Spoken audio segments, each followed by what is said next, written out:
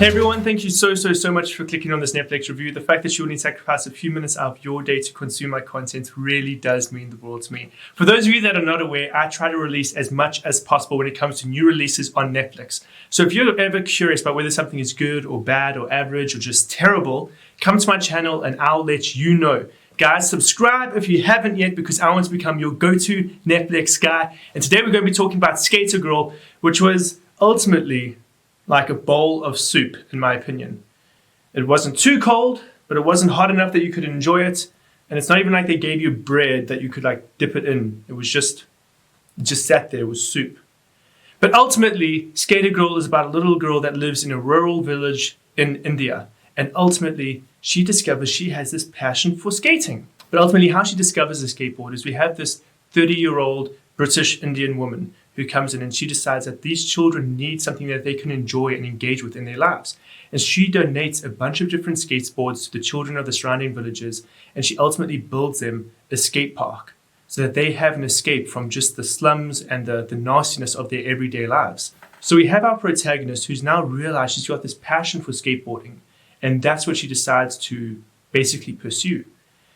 But because of her current standing, both culturally, economically, her family, and especially her father, doesn't want her to pursue skating, rather wants her to be, your typical reserved young Indian girl that's just looking for marriage. And that's what this movie actually does really well. It's political messaging and it's social awareness. That was probably my favorite aspect of this entire movie. So this is how I'm going to do this review. We're going to start off with what I enjoyed, then we're going to move across to the stuff I didn't really, and then the stuff that I thought was just didn't do the film any favors whatsoever.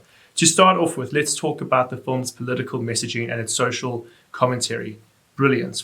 I've been watching so many films coming out of India lately, and one thing that always blows my mind is how people seem to ignore the fact that that is an incredibly corrupt country with a system in place that's actually designed to keep people down.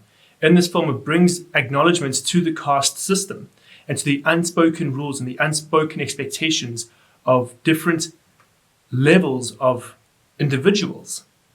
And I'm so grateful that we have movies actually bringing this to the forefront because it is an injustice. It's not correct. And I'm grateful that this movie actually tackled that.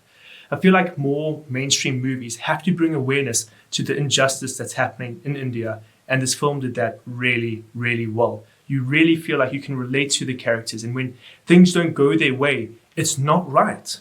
You have a young girl that just wants to pursue her dreams, and that's not what she's allowed to do. She's been told, you sit, you get married, you become a wife, you look after the children. That's all your life will ever amount to. And that's just not fair. Imagine your whole life being dictated to you simply because of your gender and your culture and this and that and all of these things you ultimately have no control over. So I'm really happy this movie decided to tackle that. The performances as well were also really good. We've got a lot of children actors in this, and I always get nervous when it comes to children actors, but they did a really good job with this movie as well. Performances across the board, I believe, were quite good, except for a few characters here and there where it just felt like they were like this. And they were just reciting their lines, and they're talking, but they're not expressing. And so that was a little bit disappointing, but I still feel like performances across the board were good enough that you could enjoy this movie. This is now we're getting to like the more middle of the road. So something that will annoy a lot of people, and it kind of annoyed me as well, but it's not actually anything bad in regards to filmmaking, is the fact that it's called the English dub. The original version of the film is called the English dub, but majority of the film isn't actually spoken in English. And that's such a petty gripe, I know, but you actually have to watch this movie with subtitles. There's no opportunity for you to watch this dubbed. And I know there's this whole debate about subbed versus dubbed, but if you're wanting to watch this film without subtitles, it's actually impossible because even the English dub, majority of it isn't in English. So if you're not in the mood to read, unfortunately, you're going to have to do that with this movie.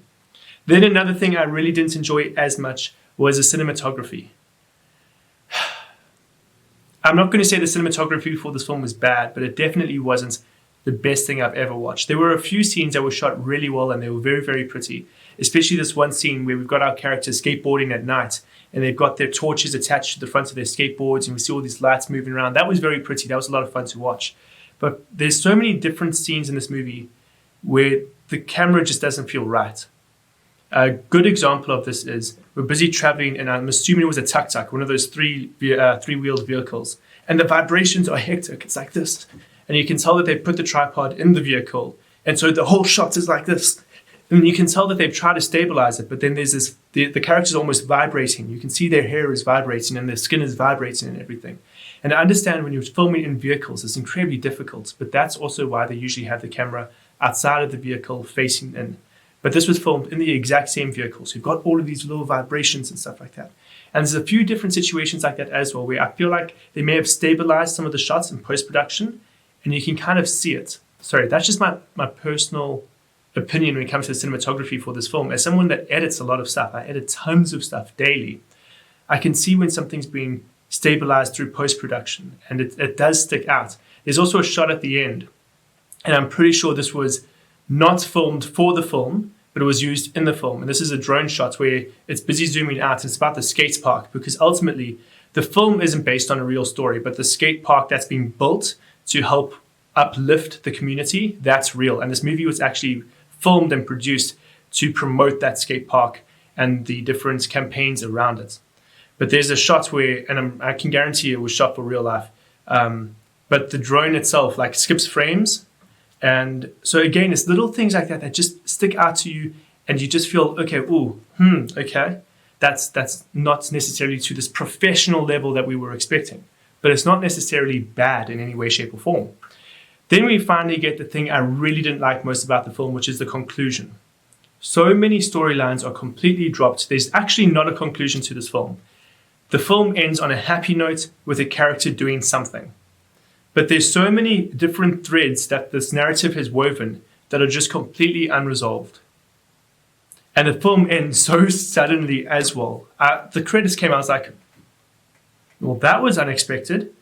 What happens to these characters? What happens in this situation, this situation, this situation? And there are some serious, massive consequences to the actions of our protagonist that happen in the third act, in the final 10 minutes of the film. I want to know what the consequences to those actions are, because we live in a world where there are consequences to your actions. And I want to know, yes, our protagonist was able to do something she enjoyed and she loved, but how did that actually impact her and her family? And we will never know. But guys, thank you so much for watching this review. You guys are awesome. You're the best. Subscribe if you haven't. Like this video. I want to know what your thoughts are about this movie down in the comments below. And I hope to see you again in another review.